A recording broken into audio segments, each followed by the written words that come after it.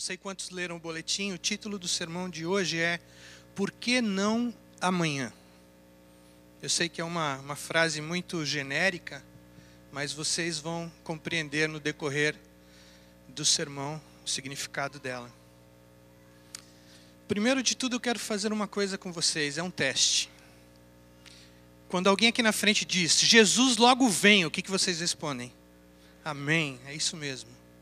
Segundo um pregador, se você não responder amém, você pode perder a sua carteirinha de adventista. Então, Jesus logo vem. Isso, ninguém quer perder a carteirinha, que bom. Mas, o meu sermão de hoje bate exatamente nesse tópico, exatamente nesse ponto. Nós temos sempre a mensagem de uma volta iminente de Jesus, um advento iminente. Isso nos traz ânimo, nos traz alegria. Nós vemos os sinais da volta de Jesus na televisão, nas crises, nas tragédias, nos jornais. Está por toda parte o anúncio de que Jesus está voltando. Seja através de uma frase direta nesse sentido, que nós vemos placas em vários lugares no Brasil, aqui, Jesus is coming, se prepare, se lembram? E nós usamos isso como um pretexto para a reforma. Escutem só o que a senhora White diz num de seus livros. Preste atenção, por favor. A brevidade do tempo é frequentemente usada como incentivo para buscarmos justificação e fazermos de Cristo nosso amigo. Ou seja, fazer uma reforma de vida. E ela continua. Preste atenção. Este não deve ser o grande motivo para nós, pois isso dá poder ao egoísmo. O que ela está dizendo aqui? A gente não deve fazer a brevidade do tempo como uma razão, um motivo, uma desculpa para nós nos tornarmos mais amigos de Jesus. Por quê? Porque isso é um grande motivador para dar poder ao egoísmo. Ok, então, por que a gente vai pregar sobre a volta de Jesus? Por que nós vamos falar sobre algo urgente? Qual o propósito de falar alguma coisa urgente? Qual o motivo de não falarmos? Vamos primeiro nessa parte. Qual o problema? O problema é que, quando nós pregamos muito sobre a volta de Jesus, nós nos acostumamos com a espera. Vocês lembram, no decorrer da vida de vocês, aqueles que estão na igreja há mais tempo, quantas vezes vocês viram ser desse jeito o nível espiritual da igreja? Vai lá em cima, depois desce. Eu me lembro quando eu era pequeno, existiam muito mais sermões falando sobre o retorno de Jesus, sobre o Apocalipse, muito mais do que nós escutamos hoje. Então eu me lembro da minha igreja, lá em cima e descer, lá em cima e descer. Nessas subidas, as pessoas buscavam mais a Jesus. Descida, geralmente na descida a pessoa ia mais para baixo do que como estava antes. E isso vai acontecendo, por quê? Nós vamos acostumando, olha aí, Jesus está voltando, tem que me preparar. Mas daqui a pouco não é bem assim, tal, a gente se acalma, etc. Então, esse é o perigo real de nós ficarmos nos preocupando tanto com esse detalhe de que Jesus está voltando, usando isso como motivo para uma reforma na nossa saúde. Eu peço que ninguém saia agora, porque senão você vai achar que o Itanel está dizendo que a gente não deve pregar sobre a volta de Jesus. Existe um motivo por que eu estou falando aqui. Então, esse é o real perigo. Nós nos sentimos poderosos, nós nos sentimos conhecedores de tudo, porque afinal nós temos a CNN, nós temos a BBC para quem assiste, nós temos canais de televisão que são 24 horas sobre notícias. E as notícias, normalmente, nós conseguimos enxergar em todas elas alguma coisa que dá motivo para a gente saber, Jesus está voltando. Agora, qual deve ser realmente o motivo da urgência? A Bíblia está repleta de notícias de urgência. Do Gênesis ao Apocalipse, nós encontramos muitas experiências de anúncio de urgência. Eu vou mencionar 4 para vocês sobre isso. Agora, nenhuma daquelas notícias de urgência que nós encontramos na Bíblia se refere ao segundo advento de Jesus. Como pode ser urgente, então, qualquer notícia que tenha lá? Nós vamos então para os 4 exemplos. Eu vou convidar você a pegar sua Bíblia e a abrir no livro de Josué, capítulo 24. versículo 15, Josué 24:15. O que é que Josué está falando aqui com relação à urgência? Por que ele está falando isso? Vamos lá. Josué 24:15, lá diz o seguinte: mas se vos parecer mal o servirdes ao Senhor, escolhei hoje a quem haveis de servir, se aos deuses a quem vossos pais, se aos deuses a quem serviram vossos pais, que estavam além do rio, ou aos deuses dos amorreus, em cuja terra habitais. Porém, eu e minha casa, vocês conhecem isso de cor, serviremos ao Senhor. Josué está aqui fazendo o último sermão de sua vida. Nesse momento ele está no vale de Sequém. Segundo dizem, provavelmente esse vale tinha um efeito acústico muito bom, então dava para o pregador ali da frente falar e todo mundo ouvir. Então nesse momento ele fez esse apelo com aquelas pessoas. E ele disse: escolhei quando? Daqui um mês, 15 dias? Ele disse: hoje. Escolhei hoje. Então ele está falando de uma emergência, de uma urgência. E qual foi a resposta do povo? De 16 a 18, de verso 16 ao verso 18, existe uma lista de justificativas por que eles estavam dizendo: nós serviremos ao Senhor. E aí Josué pega e diz para eles: não, vocês não vão servir ao Senhor. E eles repetem: sim, nós vamos servir ao Senhor. E Josué: não, vocês não vão. 3 vezes Josué falou que eles não iriam servir ao Senhor, e 3 vezes eles prometeram que iam servir. Então Josué diz o seguinte para eles, no verso 25: vocês são testemunhas contra vocês mesmos. Olha só, assim fez Josué, no verso 25, assim fez Josué um pacto com o povo. Quando foi esse pacto? Novamente eu pergunto. Ele fez esse pacto, foi para amanhã, para a próxima semana? Foi para hoje. Ele fez aquele pacto naquele momento. Então ele diz: assim fez Josué um pacto com o povo. Naquele dia, um pacto com o povo. É uma emergência. Naquele dia significa agora, neste momento. E aí, para vocês terem uma noção de que realmente aquele hoje significava agora, naquele momento, 2, 3 versos para frente, no verso 29, e não há evidências de que tenha havido uma demora entre o verso 25 e o 29, Josué em seguida morre. Ou seja, quando ele deu essa mensagem para o povo, ele realmente estava pedindo uma decisão naquele momento, naquela hora. Por que essa urgência? Bom, vocês conseguiram enxergar essa urgência, certo? Eu vou dar um exemplo aqui para vocês. Eu normalmente, quando eu prego, eu só ando daqui até aqui, aqui até lá. Então, Vitor, você vai ter que me acompanhar aí na câmera, tá? Então, eu vou fazer o seguinte. Vocês sabem o que é um timeline, uma linha do tempo? Nós vamos fazer de conta que aqui onde é o púlpito é o ano da cruz, quando Jesus morreu, tá bom? Então, para minha esquerda é o passado, para minha direita é o futuro. Então, lá no final, lá embaixo, nós vamos estar dizendo mais ou menos que é entre o ano 1200 ou 1400 antes de Cristo. Então, aqui para baixo, vem aqui assim. Aqui assim está Josué. Aqui ele faz esse apelo para o povo: voltem, aceitem, sigam a Deus hoje. Vocês aceitam? Sim, aceitamos. Não, vocês aceitam. Aceitam? Sim. 3 vezes. Finalmente, ok, vocês serão as testemunhas de vocês mesmos. Vocês aceitam a Jesus, servir ao Senhor. Tá bom. Isso foi aqui atrás. A cruz está ali no meio e nós estamos lá embaixo. Ou seja, aqui nesse período aqui tem 1600 anos. Daqui para lá nós sabemos que já tem 2000 anos. Claro que a gente não sabe exatamente até onde vai, mas está bem pertinho. Tá? Não tem muito mais de que ir aqui não, de acordo com o que a gente conhece das profecias, etc., dos estudos de tempo que nós temos. Bom, existia uma emergência, uma urgência para Josué lá embaixo. Tá? E essa urgência não tinha nada a ver com a iminente volta de Jesus. Aliás, eles mal estavam pregando que o Messias ainda viria pela primeira vez. Bom, essa é a distância de Josué lá até a volta de Jesus, lá embaixo.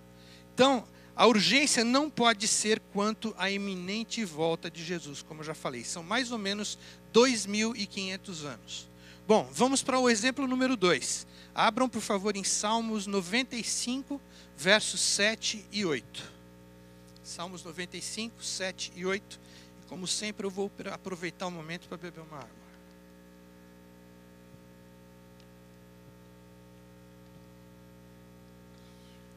Salmos 95, versos 7 e 8. É um apelo do salmista. E no 7 diz o seguinte: porque Ele é o nosso Deus, e nós, povo do seu pasto, e ovelhas que Ele conduz. Oxalá que, preste atenção agora, oxalá que hoje ouvisseis a sua voz. E o verso 8 diz: não endureçais o vosso coração como em Meribá, como no dia de Massá no deserto. Bom, esse salmo, ele fala, é um salmo muito interessante. Ele está transcorrendo, através do salmo nós vemos lá, cantarmos ao Senhor, adorar a rocha da nossa salvação, rendermos ações de graça, engrandecermos ao Senhor, evitarmos o endurecimento do coração. E aí no verso 7 vem o apelo, um apelo de urgência. Bom, voltando para a nossa linha de tempo, lá embaixo, 1600 anos, agora nós temos o salmista, 1600, 1400, está lá. Agora o salmista está aqui, olha, mais ou menos 1000 anos antes ali da cruz de Jesus. Ele também encontrou ali uma urgência para pedir para o povo: hoje escolhei servir ao Senhor. 1000 anos até lá, mais 2 para lá, são quantos 1000 anos até a volta de Jesus, mais ou menos? 3000 anos, ok. 1 milênio antes da primeira vinda e 3 milênios antes da segunda, alguém já estava pregando sobre a urgente preparo, um preparo urgente. Terceiro exemplo, 1 Reis 18, 21. 1 Reis 18, 21, a experiência de Elias, é isso que nós vamos ler aqui.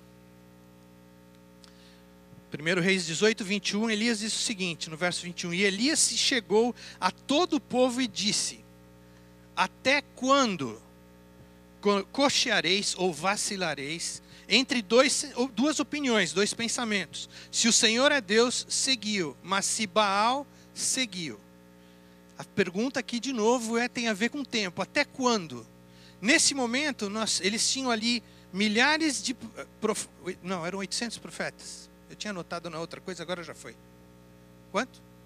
850 profetas, cheguei perto dessa vez. 850 profetas de Baal estavam ali, Elias sozinho e o povo ali assistindo. E Elias faz o apelo: até quando vocês vão ficar vacilando? Ou seja, o povo não tomava uma decisão. Eles não iam para o lado de Deus, nem iam para o lado de Baal. Então, Elias estava ali colocando naquele momento, naquela hora: hoje, agora é o momento da decisão de vocês. Se vocês querem servir a Deus, sirvam. Se querem servir a Baal, sirvam. E o que aconteceu em seguida?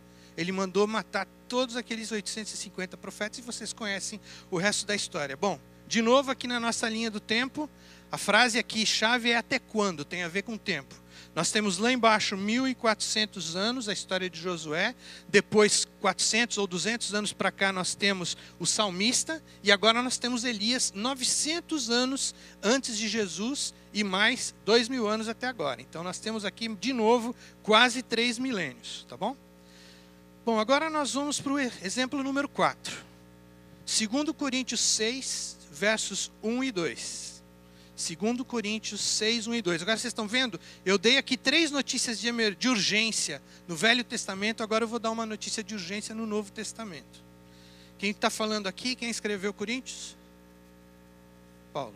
Beleza? Vocês demoraram que acordaram rapidinho. Então vamos lá. 2 Coríntios 6, 1 e 2. Primeiro verso. Verso 1. E nós, cooperando com ele, também vos exortamos aqui: não recebais a graça de Deus em vão. Porque diz: no tempo aceitável te escutei, e no dia da salvação te socorri. E eis aqui, agora vem a palavra-chave, eis aqui, agora, o tempo aceitável, eis aqui, agora, o dia da tua salvação. Como é que pode? 2000 anos atrás isso daqui. Vamos lá na nossa linha do tempo de novo. 1200, 1400, 1900... mais ou menos o ano 40, deixa eu chegar mais perto para ser coerente, mais ou menos o ano 40, está Paulo dizendo: agora é o tempo. Nós estamos lá embaixo, Jesus mais para frente um pouquinho. Então, quer dizer, no Antigo Testamento, no Novo Testamento, as pessoas estavam pregando o agora. Josué, 3,5 milênios para trás, escolhei hoje.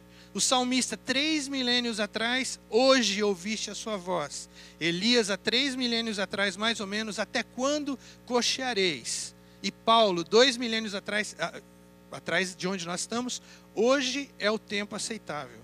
Por que esse sentimento de pressa, sendo que estavam tão longe da segunda vinda de Jesus? Se o sentimento de pressa deles aqui era a primeira volta, que não era o caso, porque do jeito que ele mencionou, ele só disse: escolhei hoje a quem sirvais. Hoje é o dia de você servir ao Senhor. Não era por causa da volta iminente do Messias, seja da primeira, seja da segunda. O propósito era outro. Por que, como adventistas do sétimo dia, agora eu estou falando para nós aqui, cometemos esse erro de ligar a urgência com a proximidade da volta de Jesus? Entenderam o sentido agora? Por que que a urgência que eles tinham não tinha nada a ver com a volta de Jesus lá embaixo, e nós agora, só porque nós estamos aqui pertinho, nós estamos preocupados e usando a urgência como uma desculpa para nós acertarmos a nossa vida? Será que serve desse jeito? Lembra que eu falei agora há pouquinho? A gente aqui não tem uma cadeira aqui, mas a gente está sentado aqui na boa. Bom, Jesus está para voltar, mas não está acontecendo nada. Tudo bem, eu vou aqui. Aí daqui a pouco, depois de um tempo, vendo as notícias, opa, isso aí é notícia. Opa, está acontecendo mais coisa. Nossa, eu já vi lá na Bíblia, porque a gente conhece as profecias todas. Sabemos exatamente quando as coisas vão acontecer. Aí vi lá na Bíblia, olha aqui, quando acontecer isso é a hora. Ah, tá, fechamento da porta da cruz está quase lá? Ok, então vamos. Alright, o que eu vou fazer agora? Qual a minha parte? O que eu devo fazer para a volta de Jesus? Você não está ligado no que está acontecendo, você está ali sentado descansando. Esse é um dos motivos. Jesus breve virá, isso que nós cantamos. Acerte sua vida, é o que nós dizemos. Jesus breve virá. Não fique assistindo isso, não fique fazendo aquilo. Jesus breve virá. 3 pontinhos, você coloca a frase que você quiser, que talvez seja a tua favorita, quando você faz apelo para alguém, para o teu filho, para o teu amigo, etc. Então o título do meu sermão de novo: por que amanhã não amanhã? Tem a ver com urgências? Existe algo mais do que os noticiários para aonde nossa atenção deva se voltar neste momento? No que precisamos prestar atenção? Qual é o motivo correto disso tudo? Para onde deve sua atenção ser voltada? Para o noticiário? Para o que acontece na ONU? Presidente Obama, ou seja lá o nome do próximo candidato, que eu não sei? Para o Papa? Para aquela pessoa, olha só, hein? A tua atenção deve ser voltada para aquela pessoa que você enxerga no espelho do teu banheiro de manhã quando você vai escovar seus dentes. Por quê? Presta atenção. Ouça um pouco de como eu progredi na minha carreira cristã. Eu geralmente conto uma historinha de quando eu era novo, né? Vai ter outra de novo, essa vez a Nilce não está nela, tadinha. Eu cresci na igreja, nasci na igreja. Meu pai era filho de adventista, meus avós, da parte de pai, se tornaram adventistas. Mesma coisa a história do lado da minha mãe também. Então eu sou 3ª geração de adventista. Então eu não experimentei esse negócio de não conhecer a Jesus depois de uma certa idade, ser batizado, ter aquela primeira impressão da igreja. Até entre os meus 7 e 10 anos, quando eu comecei a ter noção de que eu era gente, eu sempre ouvindo, sempre sendo pregado para mim, desde a escolinha, lá da escolinha da igreja, jardim da infância, etc., primários, eu sempre ouvindo: Jesus vai voltar, e Jesus vai voltar logo. Então eu pensava, bom, eu não vou chegar nem até o final do fundamental. Naquela época chamava como fundamental até a 8ª série. De repente eu me deparo na classe dela lá, lembra? Eu fazendo contabilidade, que depois acabei saindo, mas estou lá. Bom, então agora vamos mudar um pouquinho o parâmetro. Continuo sabendo da volta de Jesus iminente, então eu acho que eu não vou chegar nem no final do colegial. Cheguei. Então eu não vou nem terminar minha faculdade, muito menos casar. E aí aquela hora que a gente começa, não, mas pelo menos casar eu tinha que conseguir, né? Porque a gente já está assim naquela fase que a gente tem interesse pelas meninas e tal. Cheguei a casar, então eu vou colocar a Nilce na história. Casei com ela. Bom, eu não vou ter filho, Jesus está voltando, não é hora de ter filho, não é? Lá na Bíblia não tem ai daqueles que estão amamentando naquela época e tal. Aí surgiu o Dani. Claro que a gente planejou, tem gente que não planeja e acontece, né, pastor? Mas tem outros que planejam, demora para acontecer, mas aconteceu.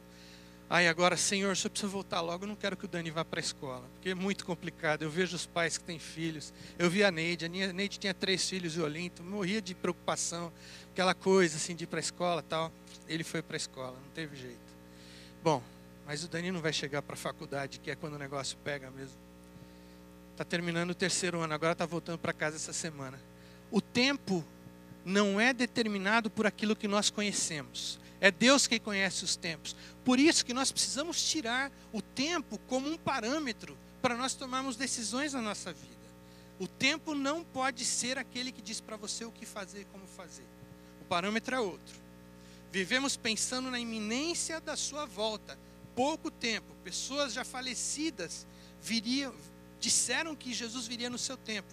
Um que nós conhecemos muito, muito queridos da nossa igreja, pastor Nigri. Vocês lembram que ele falava? Jesus vai voltar ainda no meu tempo, eu não vou falecer. Está descansando, pastor Nigri. Jesus vai voltar mais para frente. Claro que para ele, a hora que ele acordar, é como se não tivesse passado praticamente nada. Mas eu não quero dizer para vocês agora aqui que eu não estou pensando que Jesus não venha no meu tempo, não. Eu acredito que ele virá sim. Essa tem de ser a nossa esperança o tempo todo, senão nós não estaremos preparados. Mas o que é preparado? O que é estar preparado? Para que tudo isso que eu estou falando para vocês? Ao estar focando as reformas na nossa vida, de acordo com o nosso entendimento do tempo que ainda temos, nos acostumamos com os sinais e deixamos de ver a emergência. Esse é o perigo. Porque se você está constantemente lutando para estar preparado para a volta de Jesus, que Jesus está voltando, você vai acabar tendo essa notícia como uma coisa corriqueira. Não é assim que acontece o tempo todo? A gente torce para um time que perde, a gente já nem sofre mais. Depois ele começa a ganhar, ganha, a gente fica muito feliz, mas daqui a pouco se acostuma de novo. Então, o ser humano se adapta a tudo, inclusive a urgência da volta de Jesus. Aí a gente acaba deixando aquilo ali de ser uma coisa muito importante. Como que nós podemos resolver isso? Como nós conseguimos descobrir o que a gente precisa fazer agora? Qual deve ser o nosso real incentivo para a reforma de vida? O que precisa mudar na nossa vida que seja coerente com a urgência, igual àquela lá do passado, que seja igual à urgência que eles tinham lá, que precisa ser o mesmo motivador hoje para nós? O que será que é isso? Bom, isso aqui terminou a segunda parte. Terceira parte, qual é essa urgência? Vamos ver lá. Onde está o verdadeiro sentido, a emergência ou a urgência? Qual é o perigo? E aí, nesse tópico, eu tenho dois assuntos para falar. O primeiro deles, nós vivemos em tempos perigosos. Eu ia perguntar para vocês se vocês têm alguma dúvida, mas a história que o pastor Levi contou para a gente hoje já deixa muito claro. Nós vivemos num momento muito terrível. Aliás, existem muitos que dizem, eu sou cristão, Deus vai me livrar de tudo, não vai acontecer nada de ruim comigo. Olha só o que Pedro diz lá em 1 Pedro 4:8. 1 Pedro 4, versículo 8. Sede sóbrios, vigiai, o vosso adversário, o diabo, anda em derredor, rugindo como leão, e procurando a quem possa tragar. Tragar significa devorar, destruir, esmagar. Isso soa como perigo, não soa? Um leão. Eu nunca fui na selva, nunca fui para a África, ou sei lá. Já tive no Campo Culaco. E quem já esteve lá sabe o que eu quero dizer com isso. Lá em Campo Culaco eles têm um leão lá. Agora ele está novinho. Mas antigamente, há uns anos atrás, existia um leão maior. Era um leão velho já tal. Mas mais ou menos 5:30 da manhã, a gente dormindo lá nas cabines e tal, a gente escutava aquele bicho rugir. Eu não sei quanto a vocês, eu morro de medo de qualquer bicho. Até, eu já falei outro dia, até o cachorrinho pequenininho do Jacó. Mas eu morro de medo. Quando aquele leão rugia, os pelinhos do meu cabelo aqui atrás, arrepiava tudo. Até hoje, lembrando dessa história, já dá para assustar. Então é isso que esse é só um exemplo do que significa esse termo. Satanás, o inimigo, está em volta dos filhos de Deus, rugindo como leão. Por que ele faz isso? Porque ele quer destruir o povo de Deus. Então, aquela promessa que você entende que você tem, que como cristão nada de mal vai acontecer para você, não é isso. Não é bem assim. O próprio Pedro falou que isso para a gente. Outra coisa, você acredita que nós podemos morrer antes do dia que Deus tem planejado para nós? Como assim? Deus tem planejado para nós? Deus conhece. Ele conhece tudo. Ele conhece o dia que nós iríamos nascer. Conhece o dia que nós vamos morrer. Muita gente diz que isso aí é predestinação. Não é não. Deus conhece o futuro.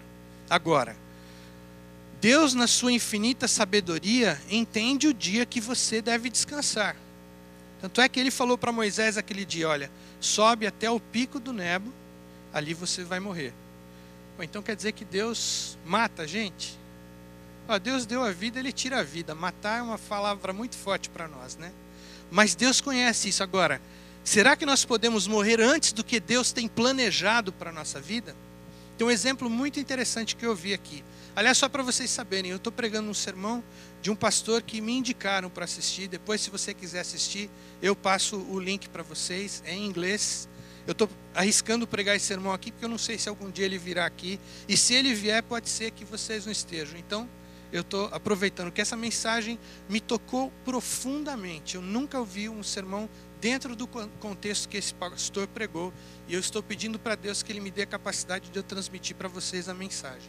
Bom, o exemplo que ele usa aqui foi o seguinte. Vocês vão se assustar um pouco, porque tem um texto aqui que a senhora White, um comentário da senhora White, que eu não conhecia também, que me deixou impressionado. Então, esse exemplo que ele está dando aqui é de Pedro na prisão. Vocês lembram o que aconteceu? Pedro estava preso e a igreja estava fazendo o quê? Isso, que legal, todo mundo prestando atenção. A igreja estava orando, eles estavam em reunião fazendo uma oração de quê? Intercessória. Estavam fazendo uma oração intercessória, intercedendo para que Deus livrasse Pedro da prisão. Porque vocês lembram o que aconteceu com Tiago, né? Tiago havia sido decapitado. E agora vai acontecer com Pedro? Eles oraram e Deus livrou Pedro. Agora, não muito tempo depois, Paulo foi preso por Nero. Paulo estava na prisão de Nero. Aí aconteceu uma coisa interessante. É aqui que vem o comentário da senhora White. A igreja não orou por Paulo do jeito que orou por Pedro. Vocês lembram por quê? Paulo defendia aquela questão lá, o problema da circuncisão. Ele tinha algumas ideias com relação ao judaísmo, com relação aos de fora da igreja. E a igreja em si não gostava muito de algumas coisas, ainda mais porque tinha lá na memória atrás, como Paulo era um terrível perseguidor da igreja. Então eles não oraram da mesma forma por Paulo, do jeito que oraram por Pedro. Aí o que aconteceu? Deus tinha planos para Paulo, não tinha? Vocês lembram que o próprio Paulo disse, antes de ser preso, que ele iria para Espanha? Ele estava a caminho da Espanha quando ele foi preso. Então, Deus permitiu que Paulo morresse na prisão. Então temos aqui um típico exemplo do poder da oração intercessória. Claro que nós não temos como justificar algumas coisas, justificar formas como Deus age, porque Deus é Deus, Ele sabe tudo e nós não sabemos nada. Ninguém sabe nada, mas Deus conhece tudo. Então o apóstolo Paulo diz em Efésios 6,12, não é contra carne e sangue que temos que lutar, mas sim contra os principados, contra as potestades, contra os príncipes do mundo, destas trevas, contra as hostes espirituais da iniquidade nas regiões celestes. Quem pode lutar nesse nível? Eu não posso. Nenhum de nós aqui tem condição. Somente Deus, através do seu poder e das suas forças celestiais, pode lutar essas batalhas por nós. Certa vez, olha só quem falou agora sobre o perigo. Jesus falando aos seus discípulos em Mateus 10,16, não precisa abrir não. Eis que vos envio como ovelhas ao meio de lobos. Jesus está mandando a gente no meio de lobos. Você sabe o que um lobo faz com ovelha? Vocês sabem, né? Verso 17 e 19 ele diz, acautelai-vos dos homens. Eu falei de lobo, vocês sabem o que ele queria dizer com isso. Nós iríamos ser atacados pelo nosso próximo. Ele disse, eles vão prender vocês e eles os matarão. Jesus não os deu a ideia de que suas vidas seriam um mar de rosas. Algum momento ele deu? Não deu. Ele falou, olha o que ele está falando aqui, ó, vocês vão me seguir, os homens vão perseguir vocês. Vocês vão estar sendo entregues ao meio de lobos como ovelhas. Que tudo estaria bem agora que você é um crente. Esse é o que todo mundo pensa. Agora eu sou crente, agora está tudo resolvido. Não é assim. Mas Jesus também disse uma outra coisa linda. Isso aqui é um conforto para todos nós. Ele disse assim, bem-aventurados os que sofrem perseguições por causa da justiça, porque deles é o reino dos céus. O que é mais importante na nossa vida? Porque muitas igrejas pregam, olha, você vem para a minha igreja que você vai ser abençoado. Eu não preciso nem dar exemplos, que vocês já estão cansados de saber o que acontece aí por fora. Então aliás, o pastor estava contando outro dia, eu não me lembro agora quem foi esse pastor, mas ele disse que perdeu o sono, não sei, foi em São Paulo, no Brasil, em algum lugar. Ele perdeu o sono e para dar sono de novo ele ligou a televisão. E na televisão estava passando um daqueles, aquelas igrejas que são 24 horas, 24-hour church, né?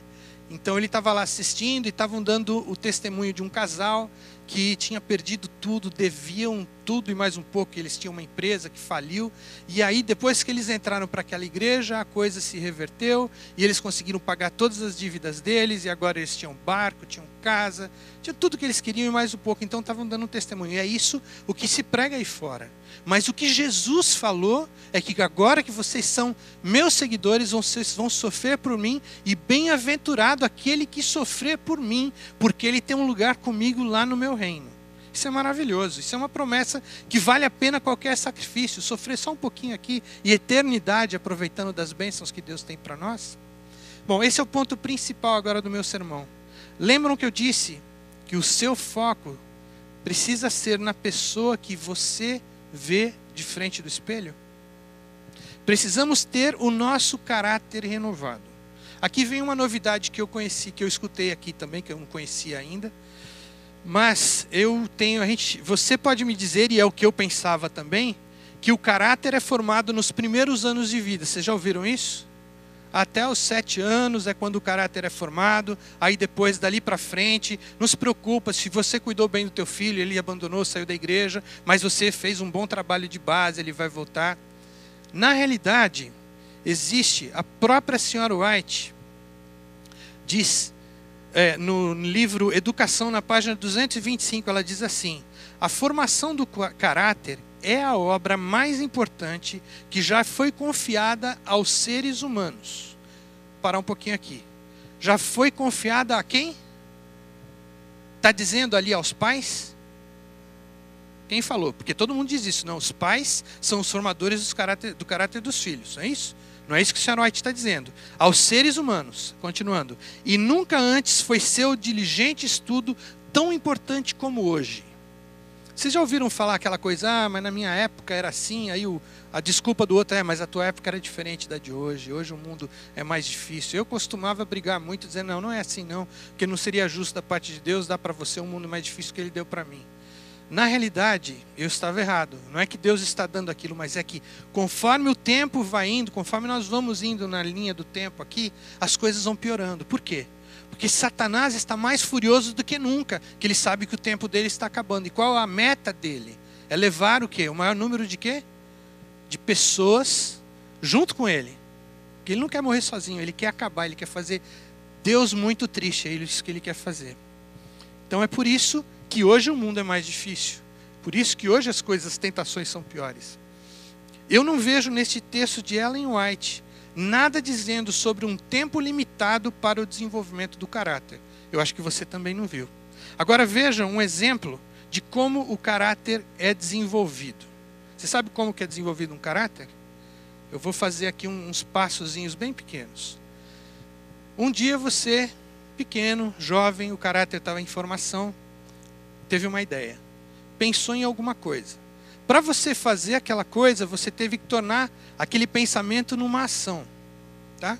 Aquele pensamento sendo transformado numa ação, e se você fizer sempre aquilo, automaticamente você vai fazer aquilo com mais facilidade.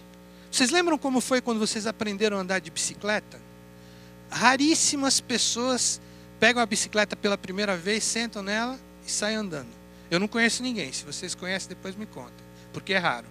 Então o que os pais da gente fazem? Compram uma bicicleta primeiro baixinha, para a gente não cair muito alto, porque vai cair, não tem saída. Colocam aquelas rodinhas de treinamento, né? Então aí o que o pai vai lá? Vai lá atrás, opa, cuidando e tal. E aí como que funciona o cérebro da criança ou de qualquer pessoa em qualquer tipo de treinamento? A criança vai andando, a rodinha pegando lá de cá, ele sabe que não pode, porque o pai fala, filho, a rodinha não pode pegar. Aí vai e tenta compensar, pega do outro lado. E assim vai, uma vez, 2 dias, 3 dias. Aí um dia o filho já está andando de um jeito que o pai percebe que não está pegando nas rodinhas. O que aconteceu no cérebro? foram milhares de possibilidades que o cérebro comandou os músculos da criança, do corpo da criança, para colocar força no pedal do lado de cá, ou menos força ali, ou tentar ajustar o equilíbrio. Então, são milhares de tentativas que o nosso organismo faz para finalmente, num momento, falar, opa, essa aqui funcionou. Então, ele já registra lá no computador, aqui, ó, aquela ali está boa. Aí, daqui a pouco, mais para frente, errado, opa, essa está certo. Então, vamos guardar. Essa daqui a pouco, errado. E assim vai. Aí depois, então, o filho já está andando numa rodinha só, de vez em quando batendo na rodinha de lado, o pai fala, ok, vamos tirar um dos lados, não é assim? Com o Dani eu fiz assim, comigo meu pai fez assim, tirou uma das rodinhas. Então, aquela coisa psicológica, você sabe que aquele lado você está garantido, do outro não tem. Então você começa a fazer curva só para a esquerda, para não cair, né? Mas aí, então, daqui a pouco, o pai faz o quê? Ok, agora está na hora de tirar as duas, que você está ficando viciado na rodinha. Aí, primeira coisa que acontece, tombaço. Né, Robi? Primeira coisa, você toma um tombo. Aí, puxa vida, dói, chora, faz um corte. A mãe vem lá, dá bronca no pai que deixou o filho se machucar. Aí tá, vamos lá andar de novo. Aí o filho daqui a pouco vai cair, o pai garante para não quer tomar bronca da mãe. Mas daqui a pouco ele vai mais rápido que o pai. Filho, eu não aguento, não consigo te alcançar. Cai lá na frente. Mas devagarzinho, cada tombo, cada erro, cada falha, o cérebro vai computando aquilo lá dentro e vai determinando qual é a forma que o teu esqueleto, que os teus músculos, que você todo, o teu equilíbrio, como vai trabalhar para andar de bicicleta. Aí depois que você aprendeu a andar de bicicleta, você já está andando com a turminha aqui da igreja, lá fazendo aqueles negócios malucos lá, aí você fica 20 anos sem andar de bicicleta. Alguém aqui já ficou 20 anos sem andar de bicicleta? Bom, deixa eu perguntar, e voltaram, tem que complementar. Alguém ficou 20 anos e voltou a andar? Tá bom. E como é que foi quando você voltou a andar? Você não conseguia fazer mais nada ou rapidinho pegou? A gente costuma falar, isso aí é igual andar de bicicleta, não é uma frase que se diz demais. Qualquer coisa assim que você pega rapidinho, volta, é igual bicicleta, você não esquece nunca. É por aí. Então por que acontece isso? Porque o nosso cérebro registrou aquilo lá tudo de tal forma que nunca mais você vai esquecer aquilo. Bom, voltando agora à formação do caráter. Uma vez que você toma uma decisão aqui na mente, faz aquela ação, aquilo ali se torna mais automático, devagarzinho aquilo se torna algo de costume para você. Aliás, eu preciso antes disso falar duas coisinhas que eu esqueci. Existem algumas coisas na nossa vida que nós não temos controle. Vocês podem me dar exemplo de alguma coisa que o nosso corpo faz que nós não temos controle? Coração, respiração, quase que a gente não tem controle. Não é consciente, mas a gente tem controle de parar se nós quisermos. Mas aí tem, por exemplo, piscar os olhos, a retina ou a pupila, ou sei lá, focalizar aquilo que nós estamos olhando e várias outras coisas que acontecem. Você não consegue controlar e falar para o teu estômago, olha, hoje não é para fazer a digestão. É bem verdade que você pode comer algumas coisas que faz uma confusão total lá dentro. Mas eventualmente vai acontecer, a não ser que você engula um pedaço de maçã muito grande, de alguém que eu conheço, e tem que mandar tirar aquilo lá. Mas normalmente isso acontece. Então, esse é um procedimento, um processo linear, você criar costumes. Você tem o pensamento, você tem a ação. Hoje de manhã, coloquei essa gravata aqui. Para colocar essa gravata, eu tive que escolher a gravata. Aí tem uma ação muito interessante. Alguém aqui já... Quem sabe fazer nó de gravata? Levanta a mão. Tá, tem alguns que não sabem. Ô, Moisés sabe. Quando você faz o nó de gravata, eu não sei quanto a vocês, mas se eu estiver fazendo o nó de gravata e eu estou na metade do caminho, e a Nilce pede para eu dar alguma coisa para ela, eu paro, dou para ela, aí eu volto de frente do espelho, e agora? Aí você tem que começar de novo, porque é tão um processo automático, vai, você faz na boa, mas se parar no meio do caminho, talvez você tenha que voltar para trás e fazer de novo. O que é isso? É a forma como o nosso cérebro trabalha, é uma coisa maravilhosa como isso aqui funciona. Aliás, eu sei fazer nó de gravata para os outros. Várias vezes eu fiz nó de gravata para o Geraldo Santana. Aí para o Moisés também. Para o Moisés, é verdade. Bom, então, olha lá, voltando. O pensamento se torna uma ação que, quando repetidas muitas vezes, se torna um hábito. E um conjunto de hábitos, é um conjunto de pensamentos que tornam-se em ações que, repetidas muitas vezes, ficam muito fáceis de fazer, como o exemplo da bicicleta que eu dei, se tornam bons ou maus hábitos. Por exemplo, você acordar às 5 horas da manhã. No começo, quando a gente começou com a nossa programação das 6 da manhã, talvez muitos aqui tinham dificuldade. Mas chega um tempo, começa a acordar sozinho, não é assim? Automaticamente, porque o teu corpo começou a se acostumar com aquilo. Então isso é um bom hábito, o hábito de acordar de manhã, de estudar a palavra de Deus, de orar, de ter uma comunhão. Existem outros hábitos que são ruins, fumar, beber, são maus hábitos e tantos outros que a gente pode falar. Agora, uma vez que você adquire uma série de hábitos, coisas que você faz quase que sem precisar pensar, rotineiramente, você passa a ter um estilo de vida baseado nesses hábitos. E esse estilo de vida é uma forma de vida em todos os sentidos. Os seus hábitos, não importa a idade que você tem, aquilo ali acaba se tornando o teu caráter. São as coisas que você faz automaticamente durante a tua vida. São as reações que você tem dentro de várias circunstâncias. Como, por exemplo, uma tentação. Existe gente que é mais tentado com um tipo de coisa do que com outra. Existe uma definição aí sobre... Eu tenho um amigo que participa do Alcoólatras Anônimos. Ele me disse, segundo o conceito deles, que o alcoolismo pode também ser transmitido geneticamente. Foi o que ele falou e é o estudo que eles têm lá. E ele me disse o seguinte, se uma pessoa que tem esse gatilho, ou esse trigger, como fala em inglês, esse gatilho no caráter dela, no genética dela do alcoolismo, se ela nunca experimentar o álcool, esse gatilho nunca vai ser disparado. E esse meu amigo disse que ele tinha esse gatilho por causa do avô, do bisavô dele, era história conhecida. E um dia na casa de um amigo, vocês lembram aquelas garrafadas que a gente faz no Brasil, que os nossos antigos faziam para curar bronquite, curar alergia? Aquilo lá curava tudo. Na realidade não deixava de ser uma cachaça com sabor. Tá? E esse amigo na casa ele estava com esse outro amigo na casa da avó, e lá tinha uma garrafada que era para artrite, ou sei lá para que era, e ele experimentou. Ele me falou, Itanel, naquele dia disparou o gatilho na minha vida. Eu fiquei 6 anos sem beber, porque eu ainda estava no colegial, mas quando eu vim para Andrews, como a gente tinha facilidade de ter acesso à bebida, eu me tornei um alcoólatra assim, sem muito tempo, sem fazer grande esforço. Eu não conseguia. Ele falou para mim assim, quando era moleque, depois que disparou esse gatilho, eu achava lindo ver um cara bêbado caído na calçada. Eu tinha vontade de fazer igual a ele. Eu não consigo entender uma coisa dessa. Mas ele falou para mim, é assim que eu me sentia. Hoje, depois de entrar no Alcoólatras Anônimos, hoje ele é um conselheiro lá, porque é assim que funciona o esquema do Alcoólatras Anônimos. Ele é um conselheiro e hoje ele ajuda outras pessoas a se livrarem. Mas ele me disse que ele precisa continuar lá, porque senão ele volta. Ele me disse que ele não pode nem tocar em nada de álcool, que ele se sente mal. Eu me lembro, o meu sogro, ele havia sido alcoólatra e deixou isso aí por muitos anos, mas até pouco tempo antes dele falecer, quando ele ia num lugar que tinha muita bebida, eu via que ele se sentia desconfortável, ele não ficava por perto, não gostava nem de sentir o cheiro daquilo, porque ele achava, e segundo esse meu amigo, poderia voltar. Então é mais ou menos por aí. Todas essas coisas que são formadas no nosso caráter são muito difíceis da gente abandonar.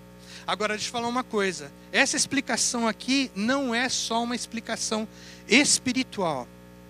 Olha só o que diz o Dr. Mário Beauregard. Ele escreveu um livro intitulado O Cérebro Espiritual. Ele diz o seguinte, em anos recentes, neurocientistas descobriram que o cérebro adulto é, na verdade, muito plástico. O que quer dizer plástico? Maleável, fácil de você moldar e mudar a forma. Como veremos, se os circuitos neurais, que são essas cadeias de ligações que faz o nosso cérebro para nós criarmos um costume ou aprendermos alguma coisa, se os circuitos neurais recebem um grande volume de tráfego, eles crescerão, eles se desenvolverão. Se receberem pouco tráfego, continuarão os mesmos ou encolherão. A quantidade de tráfego que nossos circuitos neurais recebem depende em grande parte daquilo que escolhemos e prestamos atenção. Nem todos podem tomar decisão prestando atenção em apenas uma ideia uma só vez. Tem gente que tem mais facilidade para alguma coisa do que outros. Mas podemos mudar os padrões de neurônios em nosso cérebro ao fazê-lo de forma consistente. Isso tem sido demonstrado por experimentos. Então agora o que a gente está vendo aqui, não somente uma explicação no contexto espiritual, como também no contexto científico. Eles estão dizendo que é possível você fazer uma alteração. Bom, agora vamos entender por que a gente tem que estar olhando nisso daqui. O cérebro é o objeto mais complexo que existe no universo. Nada chega nem próximo da complexidade que o cérebro é. Ele é feito por bilhões de células que nós chamamos de neurônios. Os neurônios possuem o que eles chamam de dendritos e exônios. Esses dendritos, eles têm o formato de um galho de árvore, ou de galhos de árvore. Não sei se vocês já viram imagens de neurônios, etc. E aí o que aqueles dendritos ficam tentando fazer? Se encontrar com outros dendritos. É isso que o nosso cérebro faz para nós aprendermos e criarmos essas sequências de dendritos, de neurônios, que nos facilitam fazer alguma coisa ou fazer uma outra coisa. Então, o que o dendrito fica fazendo, de acordo com aquilo que você está fazendo e você está pensando e lendo e estudando, ele tenta fazer essas ligações para que você passe a ter a capacidade de fazer alguma coisa, ou pensar ou saber alguma coisa.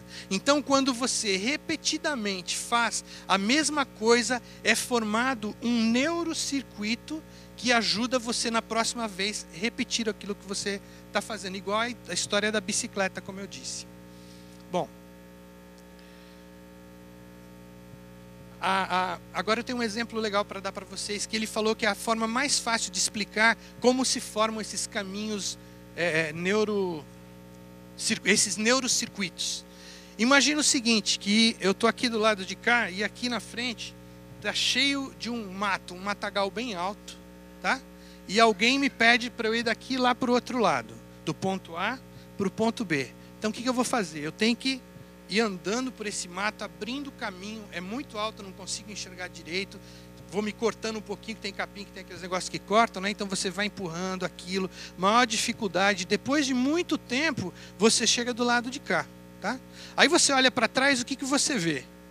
Você vê que alguns matos foram quebrando e tal, então dá para perceber um caminho aqui. Aí alguém pega e fala para você, volta para o lado de lá. Qual caminho que você vai fazer? Você vai abrir um caminho novo ou você vai aproveitar que você já fez aquele ali? Você vai voltar por lá. Vai ser difícil você passar por aquele caminho e tal, mas vai ser mais fácil do que foi na primeira vez. Aí você chega do lado de cá e agora você precisa ir para o outro lado. Você continua aqui. Depois que você fez isso aqui 50, 100, 200, 500, 1000 vezes, o que aconteceu aqui onde você está caminhando? Não tem mais nada. Está branco, tá? Terra. Então acabou. Isso daqui é um caminho, um neurocircuito que você criou dentro do teu cérebro. Esse é um exemplo muito bom disso daqui. Bom, vamos para frente. Deus deu um cérebro moral para nós. O que é isso? Ele deu, como diria um amigo lá no Brasil, ele deu o start inicial. Ele deu a programação original para você. Você tem isso ali lá dentro. Já existem coisas que você meio que já sabe logo quando você está nascendo. A criança rapidinho aprende a chupar chupeta. A gente nunca ensinou aquilo para a criança. E uma série de outras coisas vão acontecendo. O que significa moral? O dicionário diz que é concernente a ou próprio da moral. Outra definição. Pertence ao domínio do espírito do homem. Eu achei muito legal o dicionário falar isso. Parte moral ele levou para o lado espiritual. E aí mais uma, que denota bons costumes, que ensina, educa e seja edificante. Mas, após o pecado, inicialmente Deus nos deu um cérebro moral. Após o pecado, os hábitos imorais são formados pelas nossas atitudes erradas. A história da gente andar aqui no mato, se você começa a andar por um caminho errado, cada dia mais você vai escolher fazer aquilo, porque é mais fácil para você fazer. Então, olha, não devemos deixar para tomar uma decisão espiritual amanhã. O que é isso daqui? Bom, você criou aqui um caminho complicado. Um caminho no erro, vamos dizer, no pecado, de acordo com o conceito que a gente cria.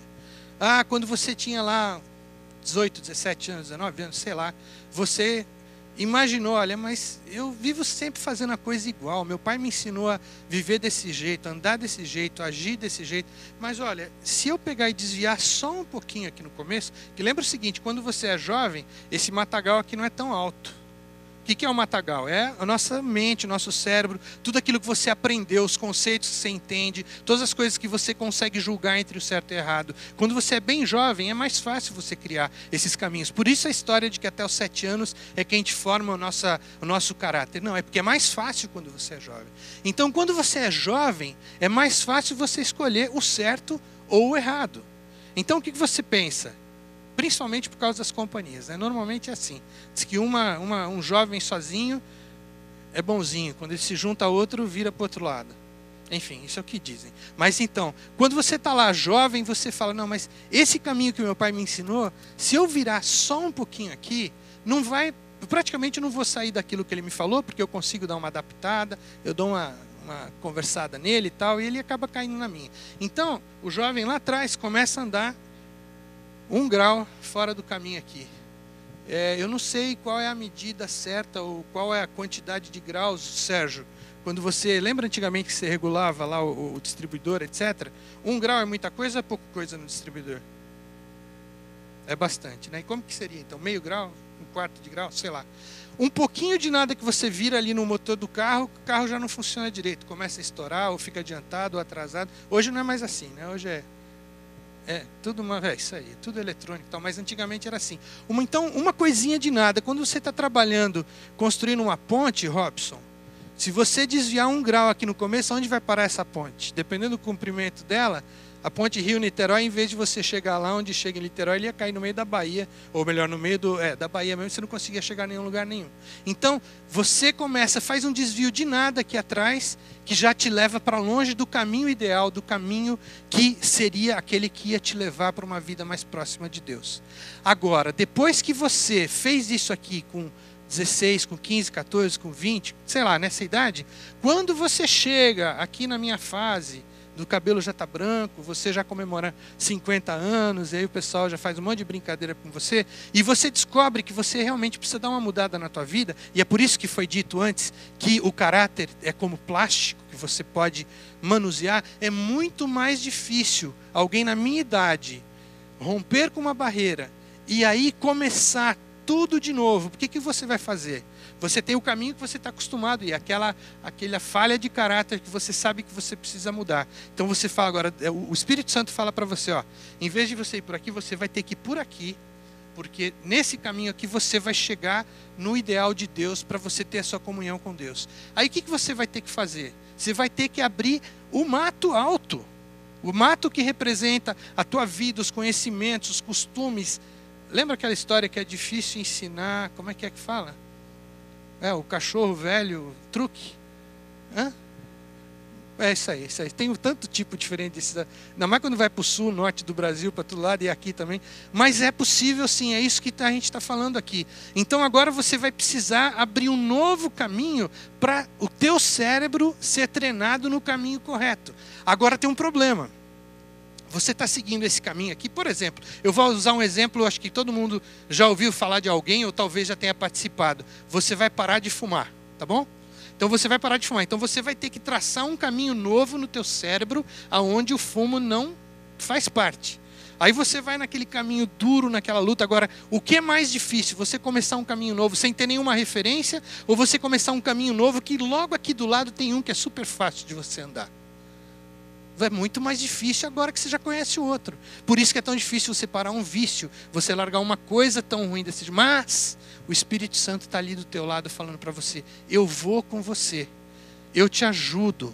E é possível, a gente já viu muitas histórias, mas é muito mais difícil para um adulto na minha idade, um adulto com mais idade do que num jovem.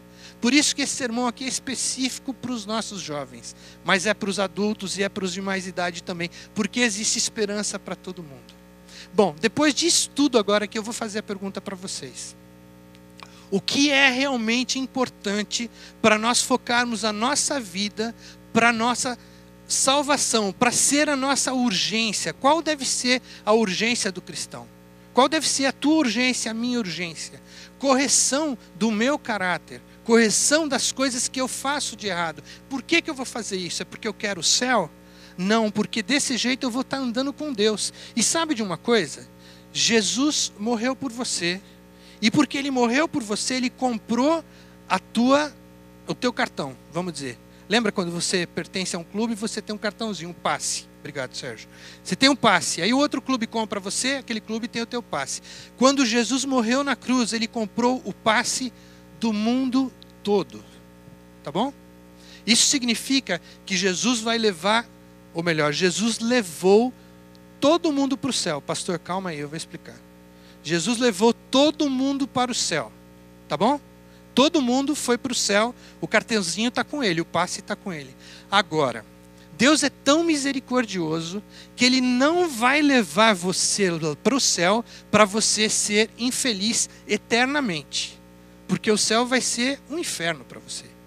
Então, o que precisa acontecer para que você seja feliz lá no céu? Você precisa permitir que Deus transforme o teu caráter aqui na terra para que você seja feliz lá em cima. É isso que Josué estava falando para o povo de Israel lá atrás. Hoje vocês têm que escolher hoje servir ao Senhor. Por que hoje? Por que lá atrás? Por que hoje e agora? Poxa, Jesus ainda não está vindo, os sinais, ainda não chegou a lei dominical. Por que hoje eu e Tanel preciso servir a Jesus hoje?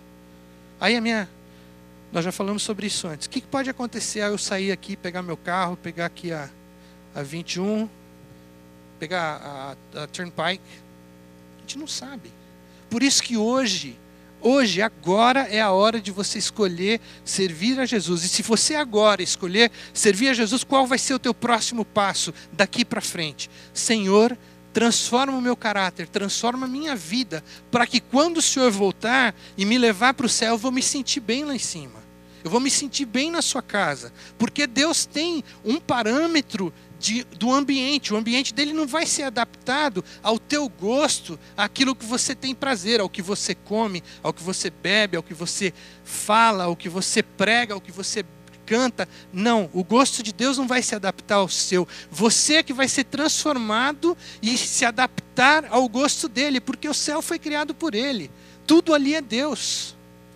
Qual é a nossa responsabilidade hoje? Escolhei hoje a quem sirvais. Se é os deuses dos amorreus, dos vizinhos, ao Deus aqui desse mundo, do que as pessoas pregam, nos prazeres desse mundo, fazer as coisas que o mundo faz, participar dos esportes que o mundo participa, ou você vai buscar conhecer a Deus e deixar que Ele transforme o teu gosto. Porque a hora que Deus transformar o teu gosto, eu vou começar a gostar de comer salada. Eu não gosto. Eu me tornei vegetariano e não gosto de salada. Eu vivo lutando com Deus. O Senhor me faz eu gostar de salada, porque eu tenho que comer alguma coisa. Eu não posso ficar no queijo, que eu também tenho que abandonar, porque eu sei que é ruim. Vocês entendem? É uma luta muito injusta nessa terra. Mas Deus quer dar para você um prazer de viver ainda aqui dentro desse contexto. Não que Ele queira que você se adapte a esse lugar, porque é fácil. A gente tem como se adaptar aqui. Satanás faz as coisas muito simples para nós. Ele faz qualquer coisinha que você precise, Ele te dá. Vocês já ouviram essa história das pessoas que vendem a alma para o inimigo, sei lá? Satanás faz qualquer coisa para ganhar você. É claro que depois ele vai te destruir. Porque ele não gosta de você, ele quer acabar com você, ele quer se vingar de Deus. Meu convite para vocês hoje, depois de ter falado tanto. Deixem que o Espírito de Deus trabalhe no seu coração. Busquem a Jesus toda oportunidade que você tem e criem esse costume de acordar de manhã. Ele vai te dar poder, você não consegue. Pede para Ele, porque a tendência nossa é falar, não, esse negócio aí que o pastor Levi inventou das 6 horas da manhã, não é para mim, porque eu não consigo. Olha, eu conheço várias pessoas que estão participando que não conseguiriam, e não conseguiam e conseguem hoje. Tem outros que estão dizendo assim, olha, eu não posso porque eu preciso levar o meu filho para a escola, mas nas férias eu vou conseguir. A minha oração tem sido para essas pessoas que quando conseguir nas férias, que vão conseguir, eu sei disso, quando começar as aulas de novo, eles não vão conseguir parar. Aí eles vão se adaptar a essa situação e vão dar um outro jeito para poderem continuar. Vocês entendem o que eu quero dizer? Deus nos adapta a qualquer situação.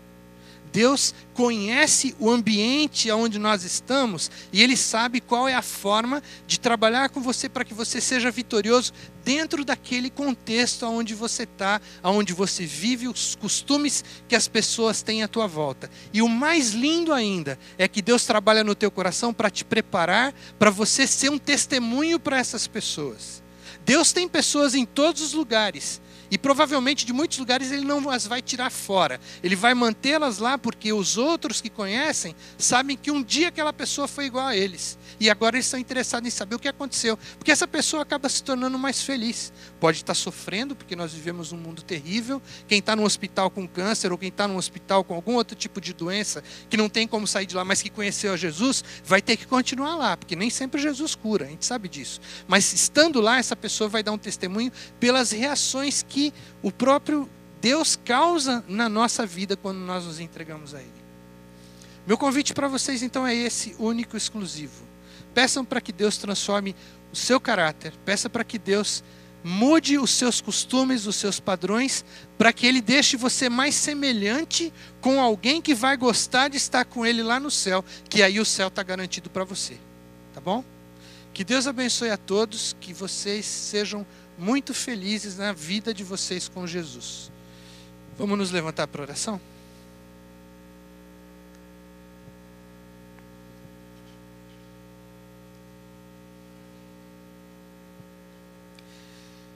Querido e bom Pai que estás no céu, Senhor, é muito bom ouvirmos a Tua palavra, é muito bom ouvirmos aquilo que o Senhor tem para nós. Mas, Senhor, neste momento nós queremos fazer essa escolha.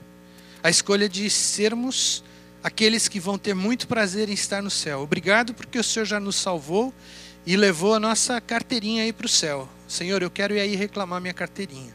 Eu quero estar contigo eternamente. Eu não quero ser daqueles que o céu seria o inferno, mas que o céu seja a minha morada eterna, onde eu vou ser eternamente grato pelo que o Senhor fez por mim e aonde eu vou passar a eternidade aprendendo desse amor tão grandioso que o Senhor tem por nós.